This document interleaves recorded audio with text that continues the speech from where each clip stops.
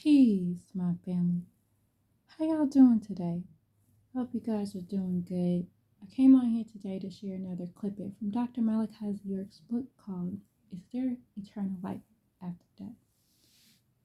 And I wanted to share this question and answer. And this question is, how will they be taken?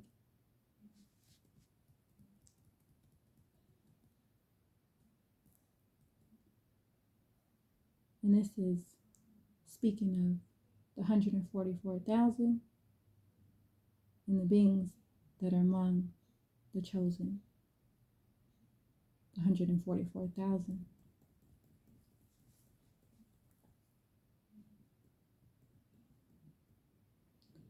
And this is his answer. Some of you may have experienced this some nights when you go to sleep.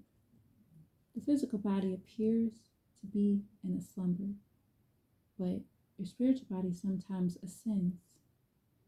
Sleep is the time when a person is most likely to receive spiritual impressions.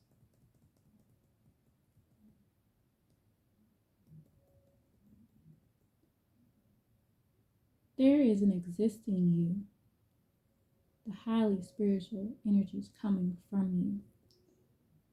The physical body has two life cords, the umbilical cord and the etheric cord. It is with this etheric cord that you are linked with the etherance that will come for you when it's time. The thin cobweb-like etheric cord is invisible to the naked eye. Yet, it is the link between the physical body and the spiritual plane. Just as at birth, when the umbilical cord is cut and you are released from your mother, at death, the etheric cord is cut when you die, and you are freed from the physical plane only if you master desire.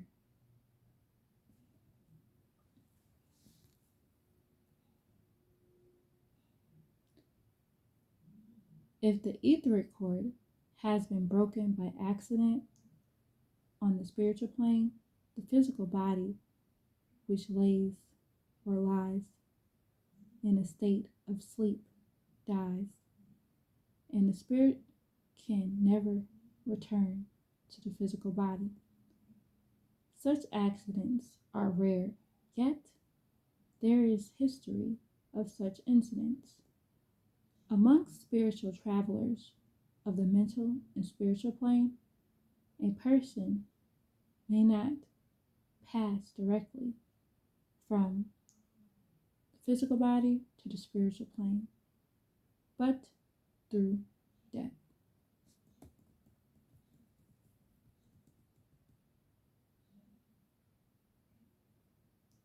The Holy Tablets, Chapter 7, 136 through 141.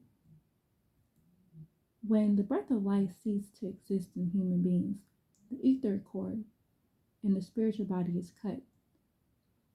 This allows the person to live an extended and independent etheric life, much like when a baby is born. The umbilical cord is cut from the mother, which he or she once depended upon. The baby comes out and begins a new life.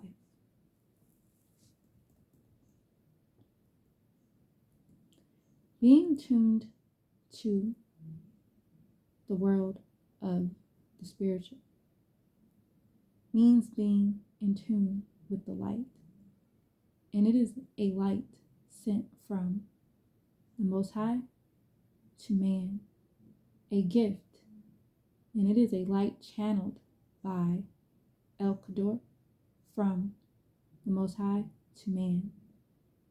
It is a light mentioned oftentimes and not understood. A light connecting the physical body to the spiritual body.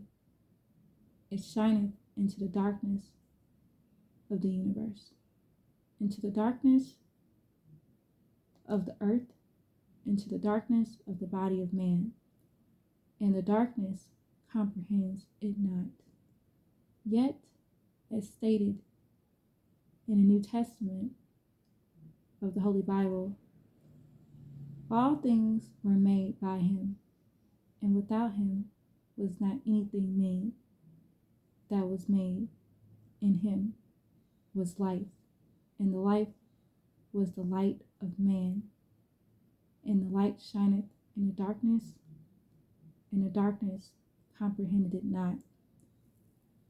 John 1:3-5. One cannot leave the material plane spiritually and physically if one learns how to use his inner senses. One can leave the material plane spiritually and physically if one learns to use his inner senses. So let me repeat that one more time. One can leave the material plane spiritually and physically if one leaves or one learns how to use his inner senses. One can leave the material plane spiritually and physically if one learns how to use his inner senses. And his inner senses are controlled by the inner vital centers called seats or chakras. In man, there are 7 seats or chakras. And these 7 seats or chakras of man are related to the 7 physical senses, which are in tune within the 7 heavens.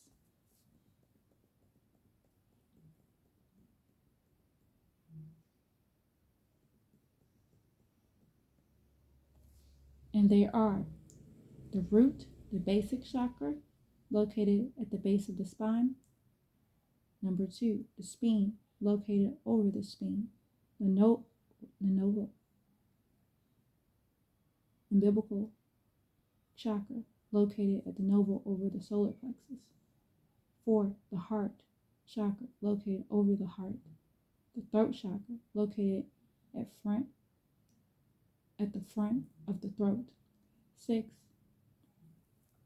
the brow chakra, the frontal chakra, located in the space between the eyebrows. And 7, the crown chakra, located on top of the head.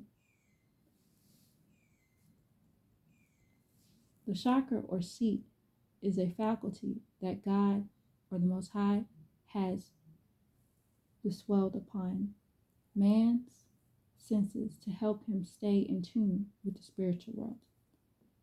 There is an ear, not the physical ear for hearing, but the ear for inner hearing. There is an eye, not the physical eye for seeing, but the eye for inner seeing, the third eye. This name was attributed to the inner seeing by the elders in association to using insight or the spiritual light, which was exercised by man in the beginning. Ancient spiritual healers, learned men, teachers, and loyal devotees of mystical schools also had knowledge of the third eye and the light it has been identified under such names as a virtue, a vital energy, invisible antenna, and a stream of vital power, cosmetic energy. The ancient Egyptians identified with the third eye and was made visible throughout their culture and further referred to as the sleeping serpent. The third eye is your insight or inner sense that all men were born with, but most have not exercised it or never exercised. This is the sleeping power that one must strengthen. When the third eye is used, the whole entire body is consumed with light, meaning the etheric body and the physical body alike are in tune with each other. Matthew 6:22, Luke 11:34, John 1:5, and Psalms 119:18.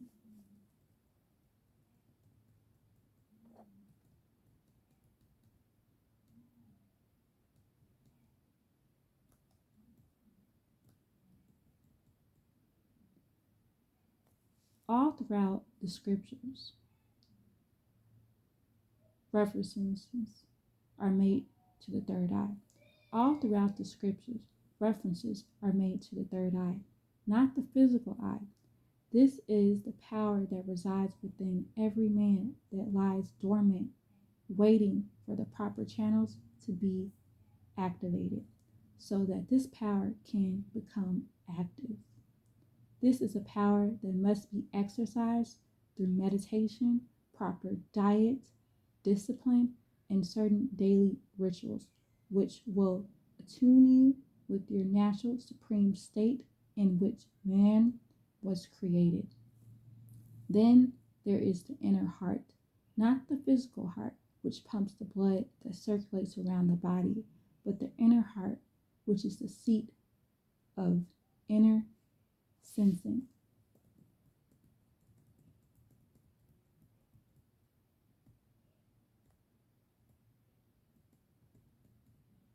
And that is the end of his answer. So I just thought that I'd share and let y'all know it's all love, family, and peace.